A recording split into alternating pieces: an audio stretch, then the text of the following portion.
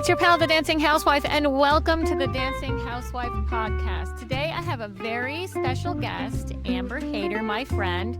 Amber is also a certified mindset coach, a ProAm ballroom dancer, fitness professional, wife, and mom of 4 kiddos. She is joining me today to discuss a very important topic and something that is far too common in not just competitive ballroom dance, but in all of sports, and that's trauma bonding. Amber, thank you for joining me today to discuss this very important issue.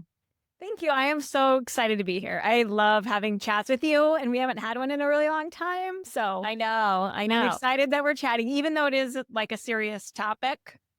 I'm happy to be here. So, well, let's start by talking about how trauma bonding might actually show up in the ballroom world, because sometimes it's not as obvious as people think. Have you seen situations where amateur dancers become emotionally attached to a coach who isn't necessarily treating them very well? for sure. I've seen it a number of times. So the way that I think about trauma bonding is when we get hurt, we will go to someone for comfort. Right. And when you're growing up, that's like your caregiver, that's your parent or whatever. And where trauma bonding happens is the source of your pain is also the source of your comfort. Right. So it's like they hurt you, but then you're also seeking them to solve that for you. Right. So in the ballroom world, the way this can look, there's a big scale that I've seen. It can be really extreme, where I've definitely had clients where I have to really point out to them, this is abusive. This is not okay. What you're describing to me is an abusive relationship. But it doesn't have to be that extreme. It could also just be subtle. But the reason I think it exists is because there's a similar, like maybe power dynamic where there's like an authority figure that is our teacher or our coach, or even a partner.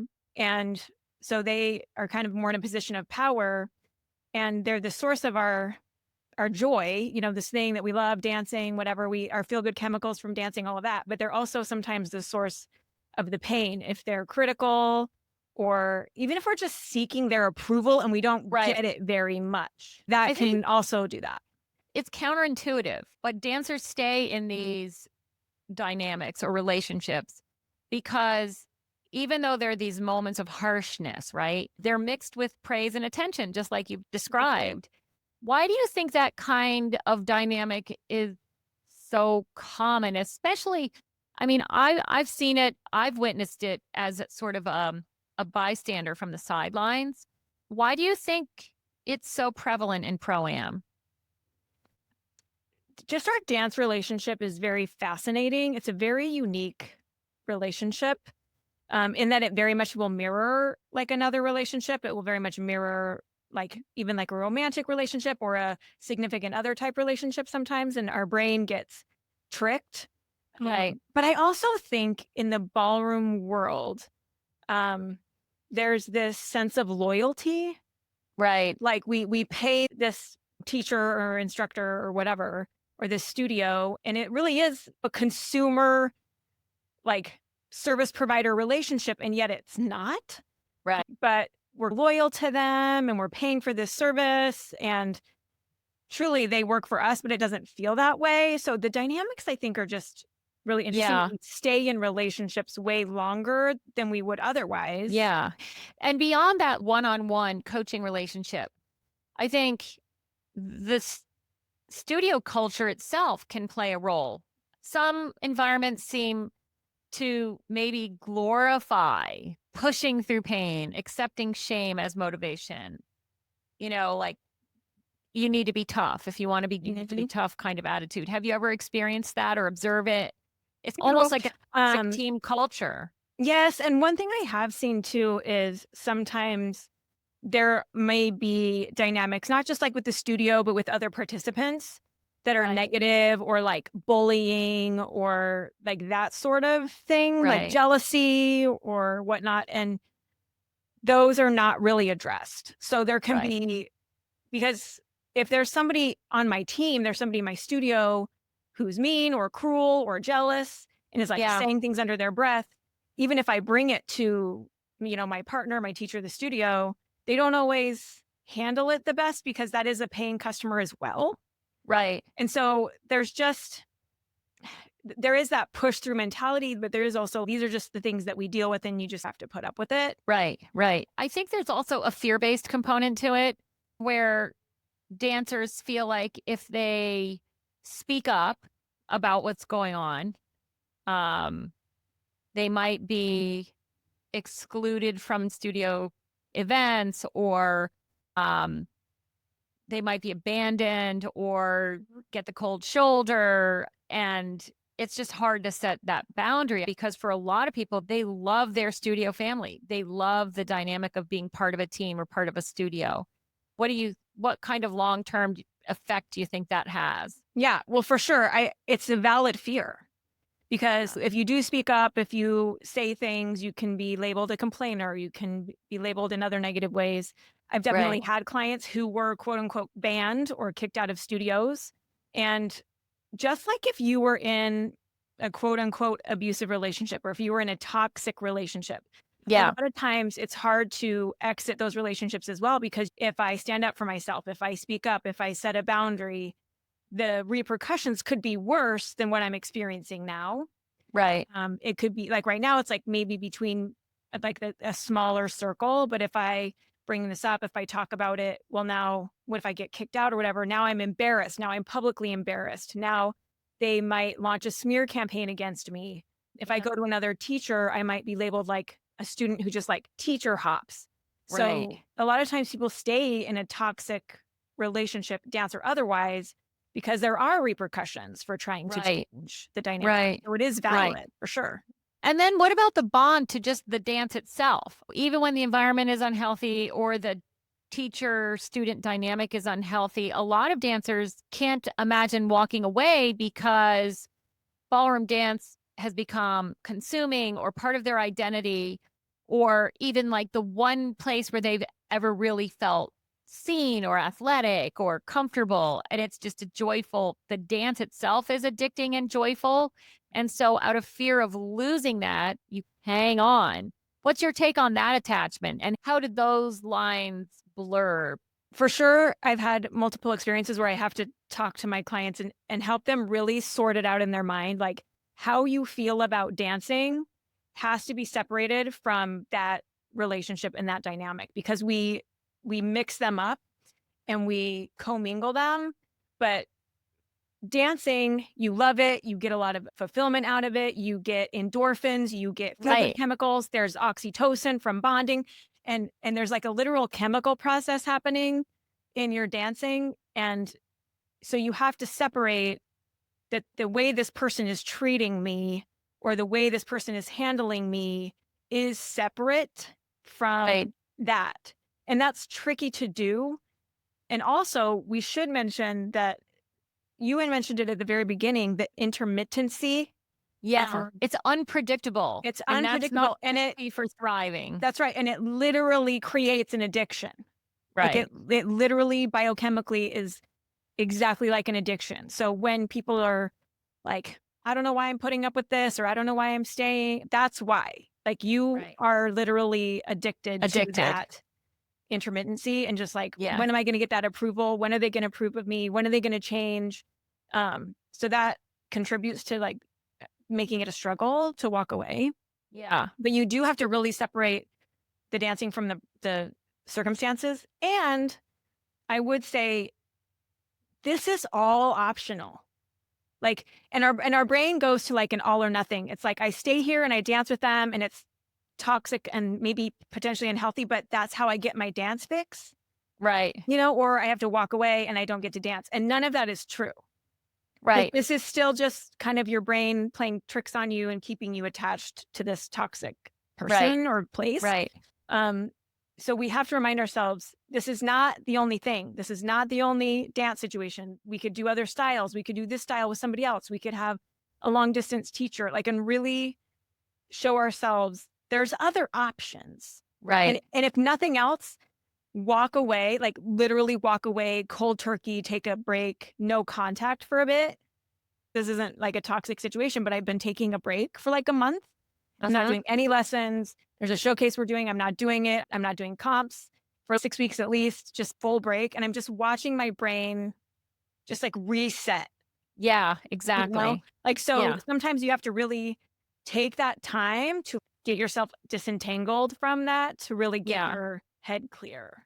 We talk about sympathetic overdrive a lot in with young kids because they overtrain, they're working really hard, they want to level up. And they think about rest and recovery for their bodies, but they don't think about rest and recovery for the nervous system and the brain.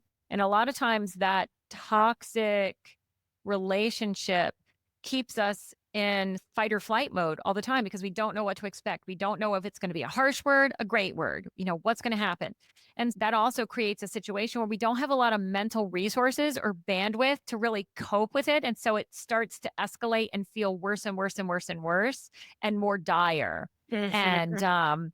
I want to talk about why all of this even matters Sure. because it's not just about hurt feelings, right? Mhm. There can be emotional or psychological consequences um, that people face when they stay in really unhealthy bonded situations. Mhm. In your experience, do dancers tend to justify these toxic relationships? Is that one reason why that mindset is so hard to break, would you think? Um, yes, partly.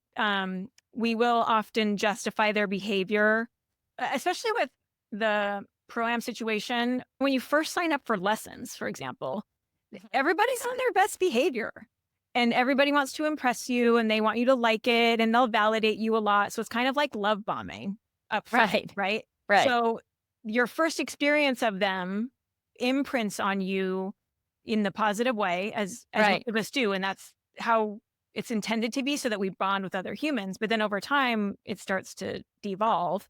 Um, Right. and so then when something negative happens, we justify and go, oh, they're having a really hard time. They're just like really stressed, or they are having financial pressure, or their wife left them, or their spouse, or they had a baby. Whatever. We justify the behavior instead of questioning like whether this is healthy for us to Right. be in this environment. So that creates part of that. But the first part of your question was about like long-term consequences or like psychological ones. And Yeah. for one, it's going to erode your self-esteem over time, Right. for sure. We're not valuing ourselves or protecting ourselves enough to be like, this is not okay for somebody to be handling me like this, right? So, and then we're also accepting behavior and it's establishing a pattern. And so over time, it trains our brain, trains our subconscious, like this is how we operate in the world. This is what we tolerate. This is like what's okay. Yeah. And And it gets normalized yeah, it almost. becomes normal, becomes familiar, which we don't really want. But this is all like subtle and over time, and sometimes in extreme cases, especially like manipulative. Right. But like you said too, there's fight or flight. You're going to have cortisol flooding through your body. You're going to be stressed. Some people get physically ill when they stay in these kind of toxic situations. So there's definitely physical, mental, emotional, Yeah. psychological issues staying in that.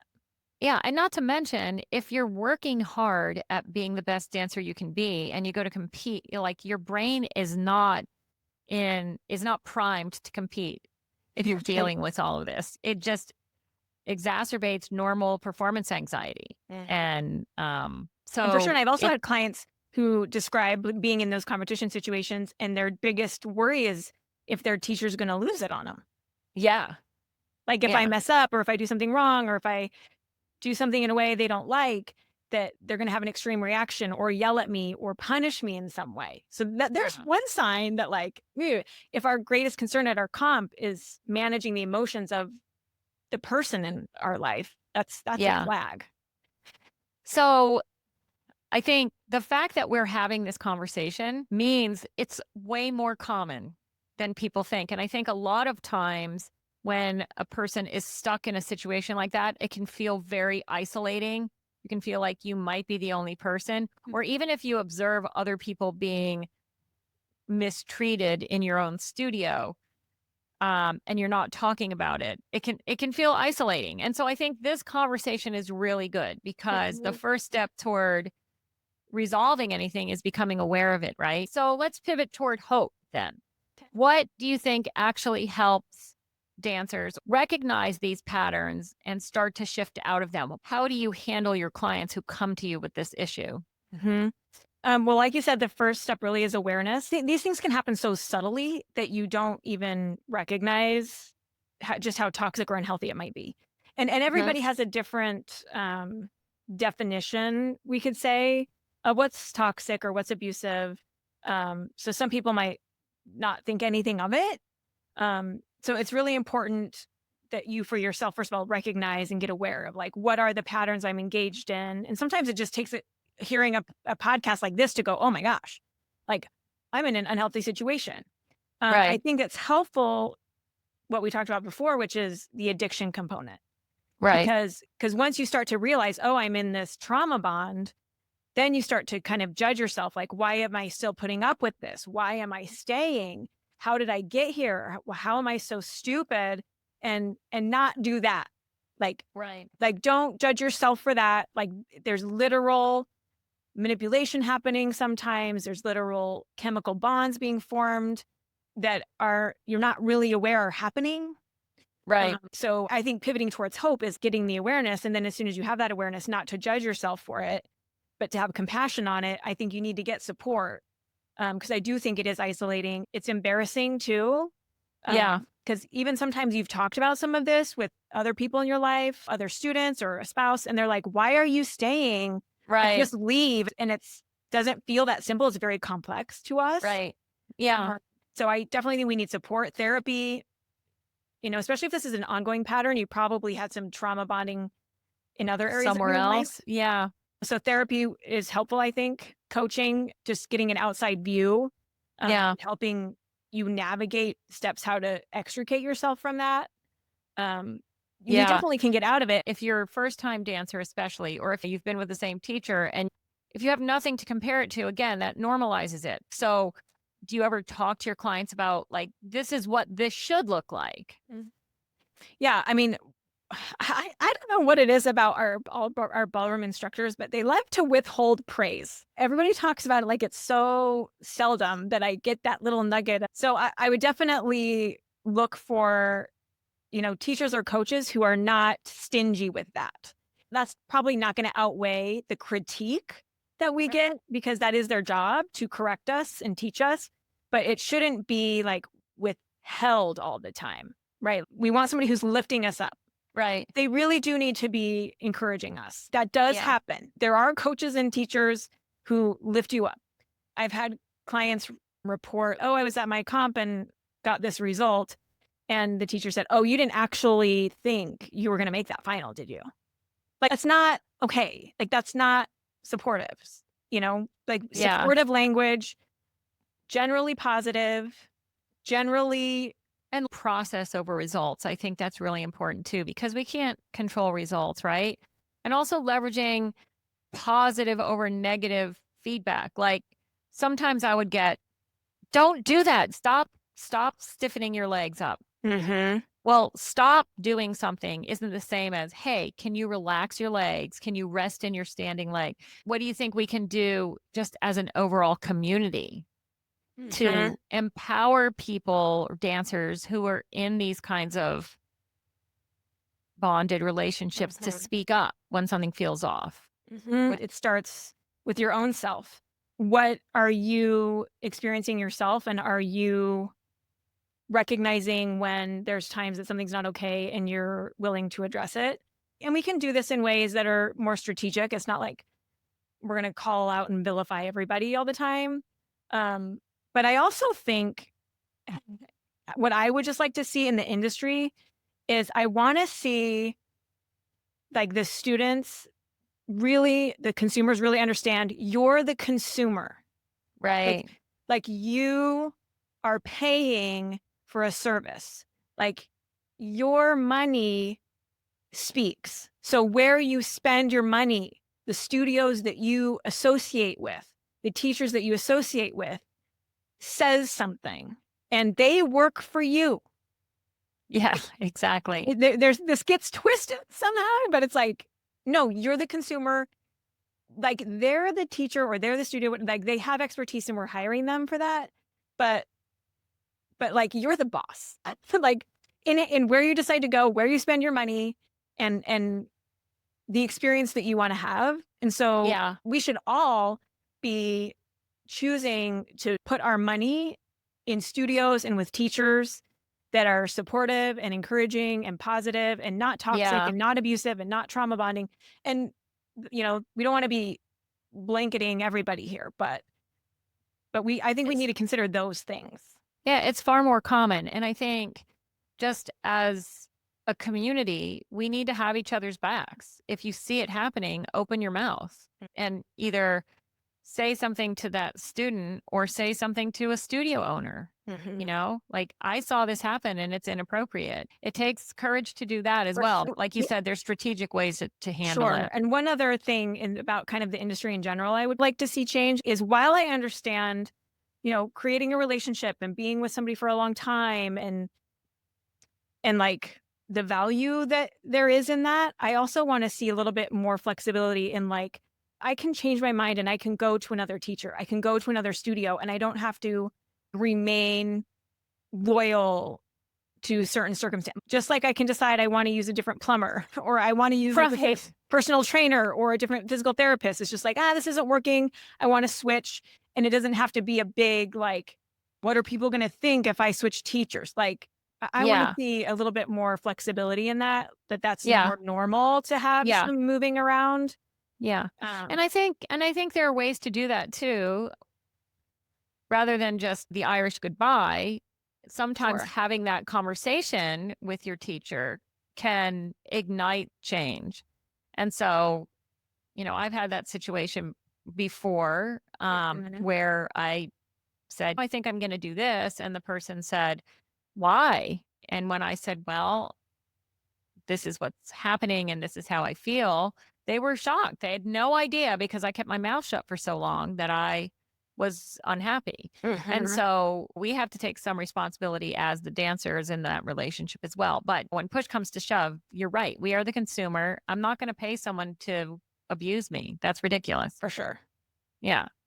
All right, Amber, we're coming up on time. But before we say goodbye, where can folks find you if they want to connect? And what's happening lately in your world? Because I listen to your podcast and I'm still like waiting to find out what the big news is. Oh my gosh. Okay. Well, at the end of last year, I had another job and my time got so limited that I was like, okay, I Right. can't do private coaching. I don't have the time right now.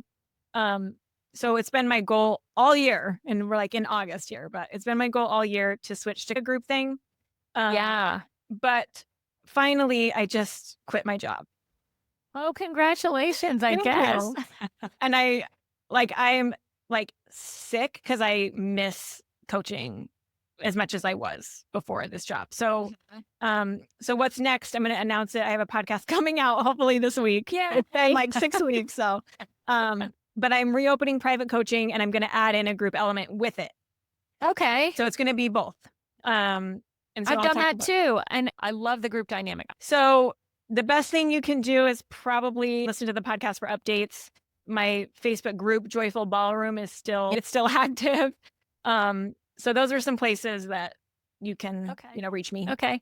Well, make sure AmberHaider.com is not always, the most recent, but you can always find me there. I will put all of your ways to connect in the show notes. Yeah. And I really appreciate that you joined me today and for sharing your insight on such an important topic. It really is important. And I think unfortunately, it's more common than we would like to believe. So like we said, awareness. This is step one, awareness. Thank you so much. Yeah. I love being here with you. So. And to those of you listening, if this conversation resonated with you or you know somebody who might benefit from it, please pass it along. Leave a review, tap those 5 stars, and be sure to subscribe so you never miss an episode. It truly helps others find the show. Thanks for tuning in. This is the Dancing Housewife signing off with Amber Haider. And as always, happy dancing. That's all, folks.